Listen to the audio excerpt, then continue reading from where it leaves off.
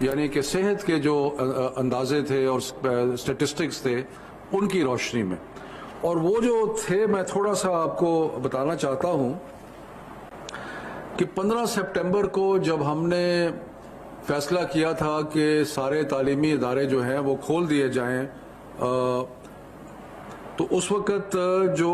Infection یعنی کہ جو بیماری کا لگنے کا پازیٹیوٹی تھی، یعنی کہ جو ریٹ تھا انفیکشن کا، وہ 1.9 کے قریب تھا. کرٹیکل پیشنٹ جو تھے سارے ملک میں وہ 570 کے قریب تھے، اور جو روز اموات ہو رہی تھیں وہ 5 تھیں، اور جو روز کے کیسز آ رہے تھے وہ تقریباً 600 کے قریب تھے. پھر جب ہم نے 26 نومبر کو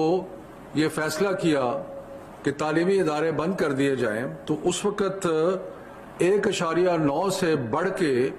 جو پازیٹیوٹی ریٹ تھا وہ 7.14 پہ چلا گیا تھا، یعنی کہ اتنا زیادہ آگے بڑھ گیا تھا. جو کرٹیکل پیشنٹس تھے وہ 570 کے قریب سے تقریباً 1958 ہو گئے تھے، اور جو روز مرہ کی اموات تھیں وہ 5 سے بڑھ کر 46 ہو گئی تھیں، اور جو روز کے کیسز تھے وہ 600 سے 3000 تک پہنچ گئے تھے. اس کے بعد ہم نے جب یہ صورتحال نظر آئی تو آپ نے تعلیمی ادارے بند کیے، کیونکہ ہمیں صحت کے جو ہمارے اکابرین ہیں، ڈاکٹرز ہیں، ان سب نے یہ بتایا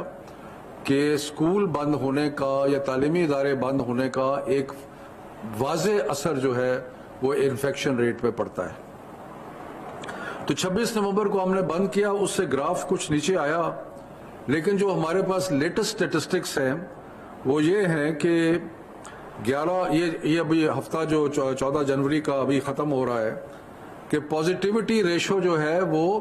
6.10 ہے، یعنی کہ 7.14 سے کم ہو کے 6.10 پہ آئی ہے، لیکن ابھی بھی نسبتاً زیادہ ہے. جو کرٹیکل پیشنٹس ہیں وہ 1958 سے بڑھ کے 2339 ہو گئے ہیں، یعنی کہ وہ 26 نومبر کے بعد کم نہیں ہوئے. جو روز ایوریج مورٹیلٹی ہے اس میں بھی تھوڑا سا فرق پڑا ہے، 46 سے 44 پہ آ گئی ہے، اور جو روزمرہ کے کیسز ہیں وہ 3000 سے کم ہو کے 2300 تک پہنچے ہیں، لیکن ابھی بھی بہت ہائی انفیکشن ریشوز ہیں اور کیسز جو ہیں وہ بڑھ رہے ہیں. تو اس لیے یہ سارے معاملات کو ذہن میں رکھتے ہوئے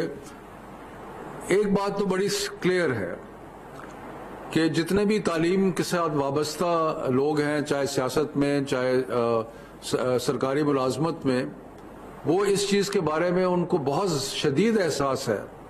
کہ تعلیمی ادارے بند ہونے سے بچوں کی جو سیکھنا لرننگ لیولز ہیں وہ بہت نیچے چلے جاتے ہیں، اور بہت نقصان ہوا ہے تعلیم کا ان پچھلے 8-9 ماہ میں. لیکن ساتھ ساتھ ہم نے صحت کا بھی خیال کرنا ہے. سو یہ دونوں چیزوں کو ہم نے بیلنس کرنا ہے، اور بیلنس اس طریقے سے کرنا ہے کہ کم سے کم رسک ہو اور ساتھ ساتھ تعلیم کا جو سلسلہ جو ہے وہ بھی جاری رہے. تو اس سلسلے میں جو فیصلے آج کیے گئے ہیں وہ یہ ہیں کہ جو 9 سے 12 9 10 11 12 ہے، یہ وہ کلاسز ہیں جن کے امتحانات ہونے ہیں، اور حکومتوں نے صوبائی اور وفاقی حکومت نے یہ فیصلہ کیا ہے کہ اس سال بغیر امتحان کے کسی بچے کو پاس نہیں کیا جائے گا جس طرح پچھلے سال کیا گیا تھا. اس لیے ضروری ہے کہ 9 10 11 12 جو ہے جنہوں نے امتحان دینا ہے ان کی تعلیم کا سلسلہ شروع کیا جائے.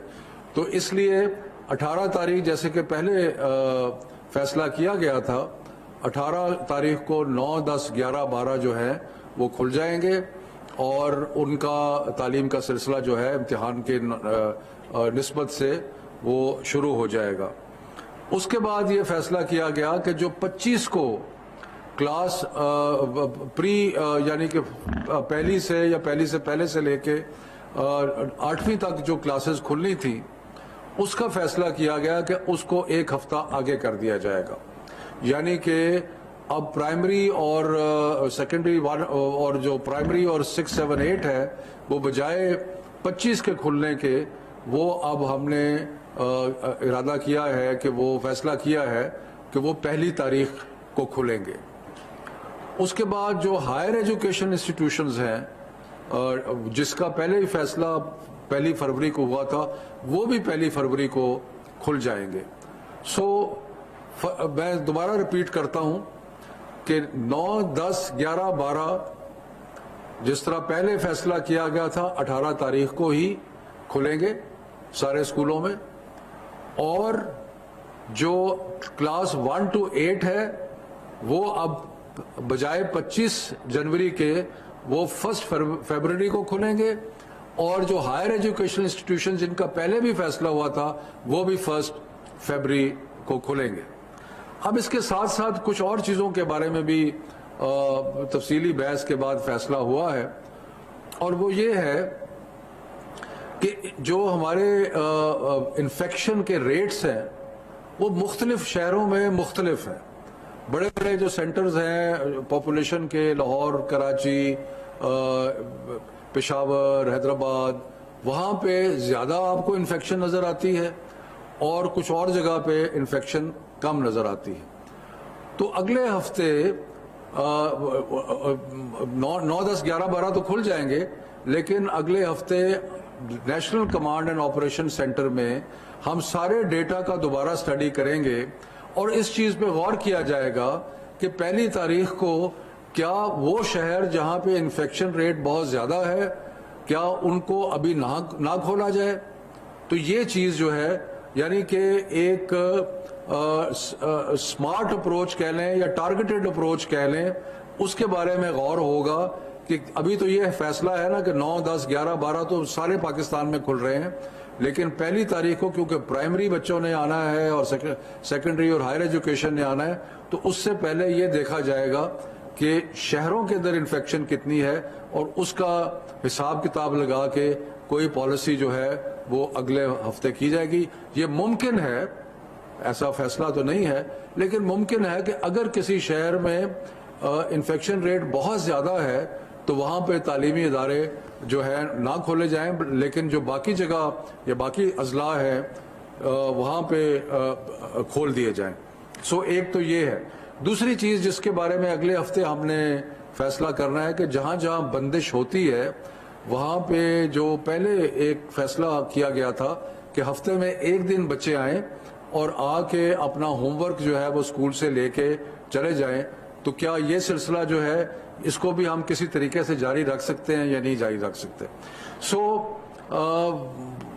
میں ایک آخری دفعہ سارے فیصلے دوبارہ دہراتا ہوں کہ 9, 10, 11, 12, 18 تاریخ کو گزشتہ فیصلے کے مطابق 18 تاریخ کو کھلیں گے، یعنی کہ سارے اسکولز یا انٹرمیڈیٹ کالجز جہاں پہ 9, 10, 11, 12 کی کلاسز ہیں وہ کھل جائیں گے۔